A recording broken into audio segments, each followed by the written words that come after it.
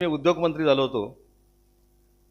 अनेक पत्रकार उद्योगमंत्री झाल्यानंतर काहीतरी उद्योगावर मोठं बोललं पाहिजे अशी भावना माझ्यामध्ये निर्माण झाली आणि मी पण प्रेस घेतली। चौथा की पाचवा दिवस होता।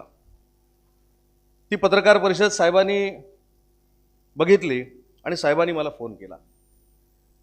त्याच्यावर एका उद्योजकावर मी असं म्हटलं होतं की अमुक अमुक आमदारांनी जर चौकशीसाठी माझ्याकडे कागदपत्र दिले तर त्या उद्योजकाची पूर्ण चौकशी मी करणार आणि त्याला मी कामाला लावणार, कारण मी शिवसेनेत।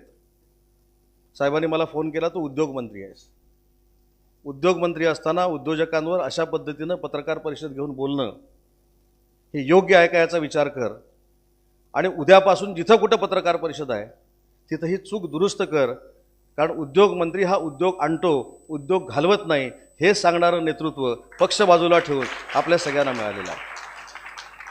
एकदा तर अखिल भारतीय नाट्य परिषदेची आमची निवडणूक झाली आणि अखिल भारतीय नाट्य परिषदेची निवडणूक झाल्यानंतर आमच्या संस्थेचे मुख्य विश्वस्त हे स्वतः साहेब आहेत। साहेबांनी मला सांगितलं की 4 विश्वस्तांची नावं घेऊन ये, आपल्याला 4 नवीन विश्वस्त तयार करायचे। 4 नावं मी नेऊन दिली, पण व्यासपीठावर जेव्हा कागद उघडला गेला तर त्या 4 नावामध्ये माझं जे नाव नव्हतं ते उदय सामंतचं नाव स्वतः साहेबांनी टाकलं होतं।